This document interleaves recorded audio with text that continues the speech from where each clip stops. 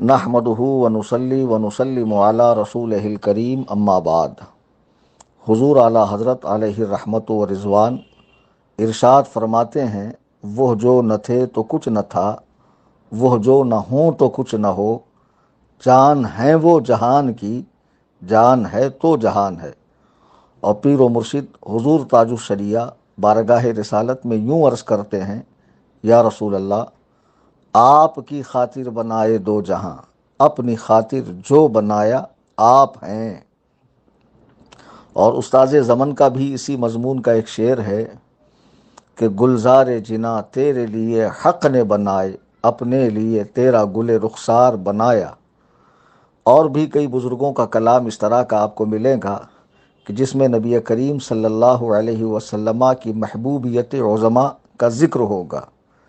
آپ قرآن و احادیث کے تمام ذخائر چھان لیجئے، ان کی تشریحات و توضیحات کو دیکھ لیجئے، از اول تا آخر ایک ہی ہستی، ایک ہی ذات اور ایک ہی شخصیت دکھائی دیتی ہے جو اس پوری بزم کون و مکان میں محبوبیت عظما کے مقام پر فائز ہے۔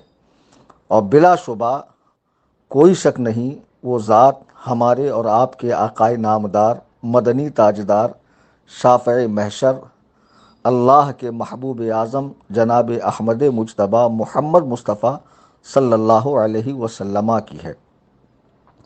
اور یہ مقام محبوبیت عظما جو حاصل ہوا ہے، یہ صرف اور صرف خوش عقیدگی کی بنا پر نہیں کہا جاتا ہے، بلکہ اس کے بکثرت دلائل قرآن و احادیث میں موجود ہے۔ جیسے کہ ایک مشہور حدیث ہے جو مختلف الفاظ کے ساتھ ایک ہی معنی مفہوم کو واضح کرتی ہوئی مختلف کتابوں میں بیان ہوئی ہے، جو حدیث قدسی ہے۔ حدیث قدسی کہتے ہیں کہ جو کلام رب کا ہو اور جسے روایت مصطفیٰ کریم صلی اللہ علیہ وسلم فرمائیں۔ نبی کریم صلی اللہ علیہ وسلم سے سماعت فرمانے والے عبداللہ ابن عباس ہے کہ اللہ کے رسول صلی اللہ علیہ وسلم فرماتے ہیں کہ میرے رب نے ارشاد فرمایا، وعزتی وجلالی لولاک ما خلقت الجنت ولولاک ما خلقت الدنیا۔ میری عزت و عظمت کی قسم، اگر میں آپ کو پیدا نہ کرتا تو جنت کو بھی نہ پیدا فرماتا، اگر آپ کو پیدا کرنا مقصود نہ ہوتا تو یہ کائنات کو بھی نہ پیدا فرماتا۔ اس طرح کی بہت ساری حدیثیں آپ کو مل جائیں گی، لولا لما خلقت الافلاک، اگر آپ کو پیدا کرنا مقصود نہ ہوتا تو ہم کائنات کو وجود نہ بخشتے، افلاک کو پیدا نہ فرماتے۔ مشہور مفسر قرآن علامہ آلوسی رحمۃ اللہ علیہ، جن کا وصال ہجری 1270 میں ہوا ہے، اپنی کتاب تفسیر روح المعانی میں حقیقت محمدیہ کا جب باب باندھتے ہیں اور اس میں جب وہ تحریر فرماتے ہیں تو 26ویں پارے کی جو سورہ فتح ہے اس کی پہلی آیت انا فتحنا لک فتحا مبینہ میں لکا کی تفسیر میں لکھتے ہیں، تحریر فرماتے ہیں کہ لکا میں لام تعلیل کے لیے ہے، علت کے لیے ہے۔ حاصل کلام یہ ہے کہ ہم نے عالم کو آپ کی خاطر ظاہر کیا ہے۔ جی ہاں، اس کا یہ معنی ہے کہ اللہ تعالیٰ کے اس ارشاد میں بیان ہوا ہے کہ اے محبوب، اگر آپ نہ ہوتے تو میں اس کائنات کو پیدا نہ فرماتا۔ معلوم ہوا کہ سلف سے خلف تک، نبوی دور سے اس زمانے تک اور صبح قیامت تک تمام مفسرین، حضرات صحابہ، تابعین، تابعین، مفسرین، متکلمین، علماء کرام، مجددین، مجتہدین و تمام ائمہ کا ان روایات پر اعتماد ہے۔ جی ہاں، صحابہ اس کے نقل فرمانے والے ہیں، اس پر اعتماد کرنے والے ہیں، حضرات مجتہدین کرام، مجددین کرام، مفسرین کرام۔ الفاظ میں فرق ہو سکتا ہے لیکن معنن یہ روایت بالکل درست ہے۔ اور آپ کو یہ بھی بتا دوں کہ اس روایت کی تائید مکتبہ دیوبند کے علماء نے بھی کی ہے۔ آپ دیوبندی مکتبہ فکر کی کتاب امداد الفتاویٰ دیکھ لیں کہ وہاں بھی اس کی تائید وہ لوگ کرتے ہوئے نظر آ رہے ہیں اور حضور علیہ الصلاۃ والسلام کو وجہ تخلیق کائنات تسلیم کر رہے ہیں۔ بڑا افسوس ہوا مجھے، چند دن پہلے ایک اکمل نامی صاحب، اب ان کا جو نام ہے اکمل، یہ اس میں تفضیل کا صیغہ ہے، تو معلوم ہوا کہ ان میں کچھ تفضیلیت بھی آئی ہوئی ہے۔ اور اس طرح ان کی جو تجدد پسندانہ طبیعت ہے، ہمیشہ نت نئے مسائل بیان کرنے کی، کبھی وہابیہ کے پیچھے نماز پڑھنے کی اجازت دینا، کبھی پرفیوم لگا کر نماز پڑھنے کی اجازت دینا، اور کئی سارے ایسے مسائل۔ جب ان سے یہ سوال ہوا کوشچن آنسر کے سیشن میں کہ یہ شعر ہے، اس کا پڑھنا کیسا، تو یہ صاحب کہنے لگے کہ اسے عوام میں نہیں پڑھنا چاہیے، تبادر ذہنی ہوتا ہے۔ اور یہ میں نے ان کی بہت ساری مختلف ذرائع سے کلپس سنی ہے رد بدعات پر، تو رد بدعات میں اتنے جری ہو جاتے ہیں کہ وہابیہ کو پسینہ آ جائے، اہل سنت کے معمولات پہ حملہ کرتے ہیں، اور ان ساری چیزوں کو بدعات بدعات کہہ کر خارج کرتے ہیں، جن کے لیے وہابی بھی کم از کم سوچ لیتا ہے کہ بولوں کہ نہیں بولوں۔ اتنی زیادہ جرأت، اور وہابیہ کو خوش کرنے کا ایسا آپ کو خمار چڑھ گیا کہ آپ سوچنے بھی نہیں لگے کہ جن چیزوں کو معمولات اہل سنت کہا جا رہا ہے اور اہل سنت کی پہچان سمجھی جا رہی ہے بر صغیر میں، ان کو سرے سے ختم کر دینا، یہ کون سی سنیت کی خدمت ہے؟ اور پھر جب تاج الشریعہ کا یہ شعر آیا تو آپ کی عقل نے اتنا کام نہ کیا کہ قرآن کریم میں رب کا فرمان کیا ہے، حدیث قدسی کیا ہے، صحابہ کے عقائد کیا ہیں، اور پھر اس میں اس طرح کی بحثیں کرنا کہ اللہ تعالیٰ غرض سے پاک ہے، سبب سے پاک ہے، اس کو کسی کی کوئی حاجت نہیں ہے۔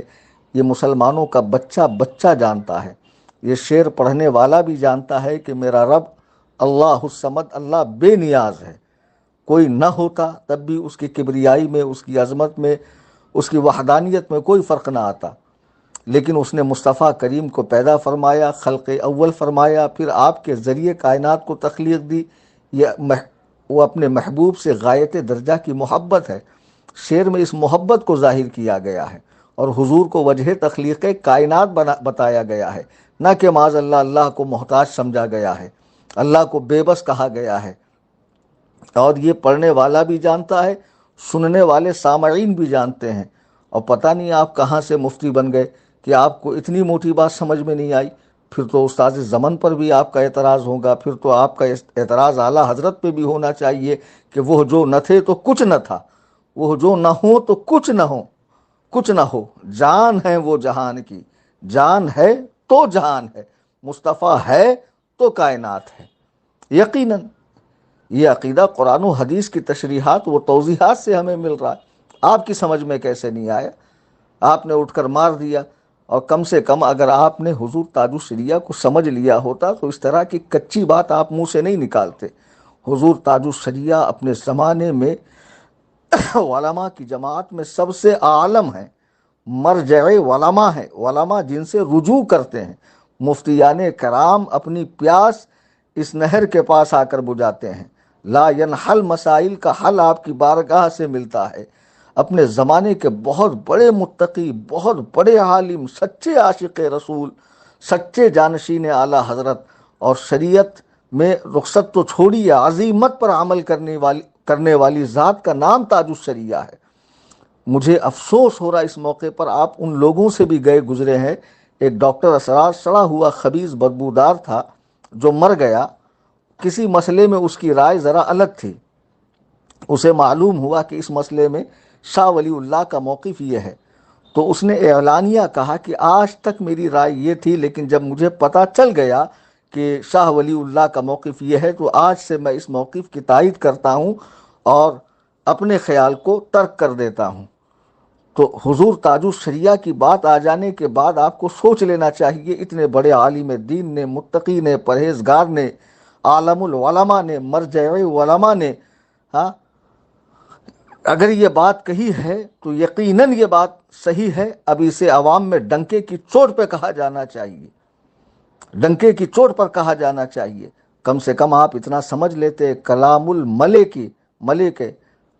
ملک الکلام کہ بادشاہ کی بات باتوں میں بادشاہ ہوتی ہے، جو بڑا آدمی ہوتا اس کی بات بڑی ہوتی ہے، اس کو ہر ٹچا آدمی اگر سمجھنے لگے، اس کی منچاہی تشریح کرنے لگے، اپنی طرف سے معنی بیان کرنے لگے تو فساد ہی کھڑا کرے گا۔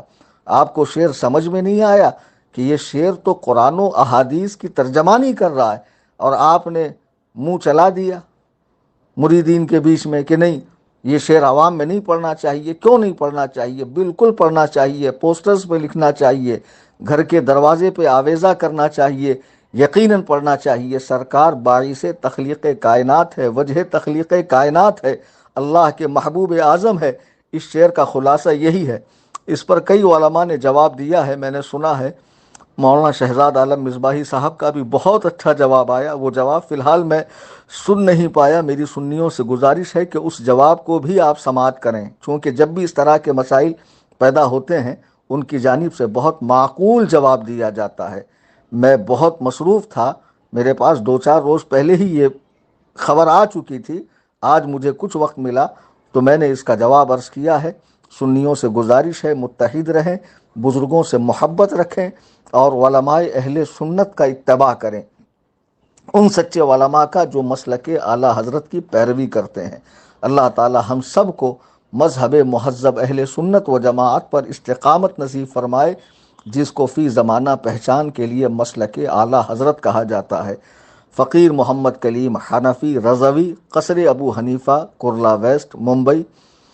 خدا حافظ، فی امان اللہ. السلام علیکم ورحمۃ اللہ.